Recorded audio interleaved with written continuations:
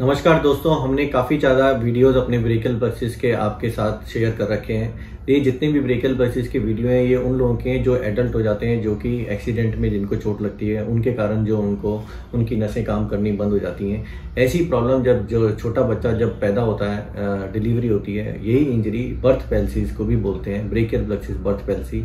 जब वो बच्चा बाहर आ रहा होता है उस टाइम वही नसें जो कि एक्सीडेंट के द्वारा खिंच के टूट जाती हैं या खिंच जाती हैं, ऐसी इंजरी सेम ड्यूरिंग डिलीवरी भी जब बच्चे को बाहर लाते हैं वो हो जाती हैं, उनको बोलते हैं ब्रेकल प्लक्सिस बर्थ पैल्सी। ऐसे बच्चे बहुत ही अनजान होते हैं, उनके पेरेंट्स अनजान होते हैं, क्योंकि वो लोगों को ये लगता है कि आप पीडियाट्रिशियन गायनेकोलॉजिस्ट ये बोलते हैं ये इंजरी ज़्यादातर अपने आप ठीक हो जाती है। तो एडल्ट में और बर्थ में क्या डिफरेंस होता है कि जो एडल्ट होते हैं उनमें नसें ज़्यादातर टूट जाती हैं और जब बच्चे होते हैं उनमें नसें ज़्यादातर खिंच जाती हैं। तो ऐसे बच्चों को ज़्यादातर वेट ही कराया जाता है, जो कि 3 महीने, 4 महीने, 5 महीने, 6 महीने, 6 साल, 7 साल, 8 साल, 12 साल, 13 साल, 14 साल, 15 साल तक के बच्चे हमारे पास आते हैं। और वो उस टाइम तक ये सोच रहे होते हैं कि हमने उस टाइम तक दिखाया था, सब लोगों ने कहा था वेट करना है, लेकिन कुछ लोगों को उन्होंने ऐसे लोगों को भी दिखाया होता है जो कि कहते हैं ऑपरेशन कराना है।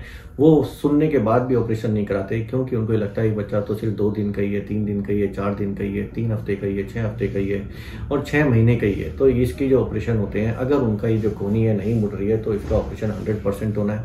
क्यों ऑपरेशन होना है उनका 100%? क्योंकि वही एक तरीका है जिससे उनका रिजल्ट अच्छा है। कुछ लोग ये कहते हैं कि सर हमें ऑपरेशन बताया था, हमने ऑपरेशन नहीं कराया और हमारा धीरे धीरे रिजल्ट आ गया, लेकिन अब ये डिफॉर्मिटी ऐसे रह गई है, हाथ ऐसा टेढ़ा रह गया है, हाथ ऊपर उठते हैं तो ऐसे पकड़ पाते हैं और पूरा ऐसे मुंह तक लाने के लिए ये अजीब सी प्रॉब्लम होगी। जब बाहर लाते हैं तो बाहर नहीं आता है, पीछे करते हैं तो पीछे नहीं आता है। तो ये सारी प्रॉब्लम उनको इसलिए हुई है क्योंकि जो नसें थी उनमें करंट तो आ गया, लेकिन करंट जो आया वो इम्बैलेंस कर आया, जिसको जहाँ जाना था उतना नहीं आया और जहाँ पर ज़्यादा आने की ज़रूरत थी वहाँ पर कम आया। तो इसके कारण उनको ये ऐसी डिफॉर्मिटी का, इन चीज़ों का तंग होना पड़ता है। और जिन लोगों को रिजल्ट बिल्कुल नहीं आता उनका हाथ बिल्कुल ही लटका हुआ रहता है और काम ही नहीं करता। अगर ये ऑपरेशन उसी टाइम ही 6 महीने या 3 महीने में हो जाए तो उनके चांसेस बेटर हैं होने के। जो डिफॉर्मिटी, जो टेढ़ापन रहता है वो हो सकता है कम हो, उतना ज़्यादा ना हो, और उसके बाद जो रेजिडुअल रह गया है उसको हम विद ऑपरेशन बाद में जब बड़ा हो जाए तब कर सकें।